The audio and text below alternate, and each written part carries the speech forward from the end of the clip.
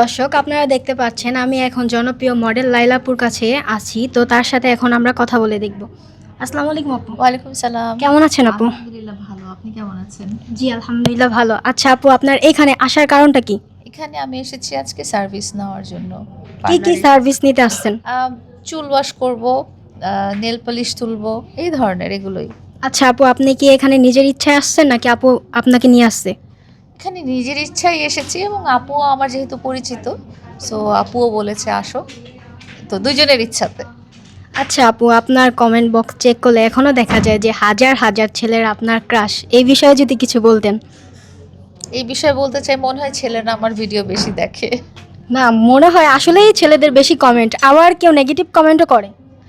Negative comment তো করবেই, একদম পজিটিভ যে সব কমেন্ট আসবে এরকম আশা করছি না আমি। বেশি কমেন্ট আসে, আপনি এত সাজুগুজু করে থাকেন কেন? আমার সাজুগুজু করতে ভালো লাগে। ও আচ্ছা। আচ্ছা আপু, আপনার এই বয়সে কি এখনো মানে ভবিষ্যতে কাউকে পাওয়ার ইচ্ছা আছে কিনা? না, নাই। বিয়ে শাদী করার আর ইচ্ছা নাই? না, কোনো কিছু করার ইচ্ছা নাই, কোনো রিলেশনে যাওয়ার ইচ্ছা নাই। আচ্ছা আপু, আপনার প্রাক্তন তাকে কি এখন আপনার মনে পড়ে? না, মনে পড়ে না। তার জন্য কষ্ট হয় না? মনেই পড়ে না, কষ্ট কোন দিক দিয়ে হবে? এতগুলো বছর তার সাথে কাটালেন, তো এই জন্য মানুষের তো একটু কষ্ট হতেই পারে। এই প্রশ্নটা আমার প্রাক্তনকে আপনারা কেন করেন না, এটা আমি জানতে চাই। আপনার প্রাক্তনকে তো এখনো পাই নাই, তাই জন্য করি না। আপনি পেলে তো কি হবে বলেন, কি কি কোশ্চেন করবেন, প্রশ্নই ভুলে যাবেন মনে হচ্ছে। না, স্বাভাবিক ভয় তো হতেই পারে। না না না, আসলে ও কি অনেক ডেঞ্জারাস মানুষ যে ভয় পাবো তাকে দেখে? বলতে পারি না, আমার কাছে তো খুবই ভালো। আপনি কি ভয় পাইছেন কখনো তাকে? না। তো আপনার লাইফ নিয়ে এখন কি ভাবতেছেন? লাইফ নিয়ে আমি ভাবছি যে আমি সবসময় এরকম হাসি খুশি থাকতে চাই। জীবনে কাউকে কি আর জড়াবেন না?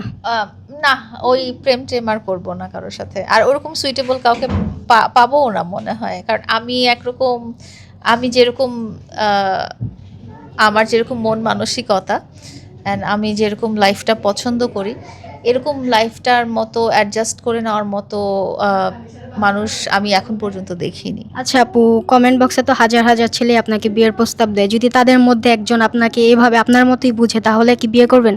না, ওইটার জন্য তো তার সাথে আমার যোগাযোগ করা প্রয়োজন, তো আমি তো আসলে কারোর সাথে যোগাযোগ করার সুযোগ হয় না আমার। তাই। ও আসসালামু আলাইকুম, কেমন আছেন?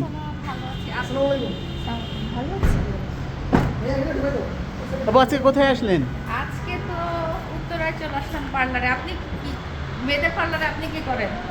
না, আপনার সাথে আসলাম। আমার সাথে কয়তলায়? একতলায়। এখানে হ্যাঁ, সিঁড়ি দিয়ে উঠে হ্যাঁ, সিঁড়ি দিয়ে উঠতে পারে।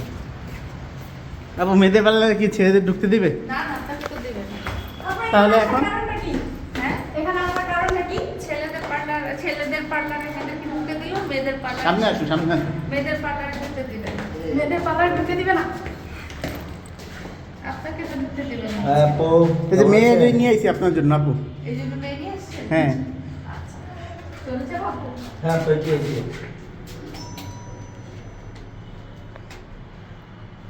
তো আপু আজকে কি কি কাজ করাবেন আজকে পার্লারে? দেখি অনেকদিন পরে পার্লারে আসছি, দেখি কি কি কাজ করার মাঝে।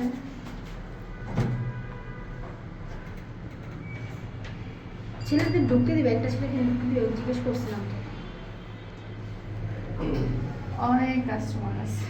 অনেক আছে। High high. আপু আপনি এবার এত সুন্দর কিভাবে? হ্যাঁ, এই বয়সে এত সুন্দর কি হবে? আপনিও এই বয়সে এর চেয়ে বেশি সুন্দর থাকেন। না না আপু, আপনি অনেক সুন্দর, সত্যি এবারের থেকে বেশি সুন্দর বাস্তবে। হ্যাঁ। জি।